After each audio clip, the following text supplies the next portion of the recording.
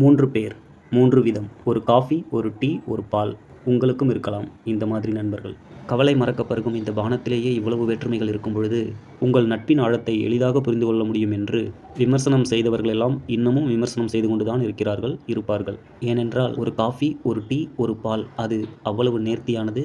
அது மட்டுமல்ல, அதன் ஒவ்வொன்றுக்குமான இடைவெளி, வரைமுறை, எல்லை, சுதந்திரம் என்று இயற்கையாய் அமைந்ததோ இன்சொல்லில் விளைந்ததோ தெரியாது. நிச்சயமாக மற்றவர்கள் வியக்கும்படி அமைந்துவிட்டது இந்த ஒற்றுமை. ஒரு காஃபி, ஒரு டீ, ஒரு பால். ஒருவேளை தோன்றலாம் இன்னும் சில நாட்களில் இனிப்பில்லாமல் அல்லது இனிப்பு குறைவாக பருக வேண்டுமென்று. ஆனாலும் இந்த ஒற்றுமைக்கும் அந்த இனிப்பு விவகாரத்திற்கும் தொடர்பே இல்லை. ஏனென்றால் இந்த நட்பு விளைந்தது இனிப்பின் சுவையினால் அல்ல, இயல்பின் குணத்தினால். மற்றவர்களுக்கு எப்படியோ தெரியாது. ஆனால் கடைக்காரரிடம் சொல்லும் பொழுதே இவர்களுக்குள் ஒரு தன்னம்பிக்கை கலந்த ஒரு கர்வம் வந்து விடுகிறது. எதையும் சாதிக்கலாம் என்று அல்லது எதையோ சாதித்து விட்டோம் என்று இதனை சொல்லும் பொழுது.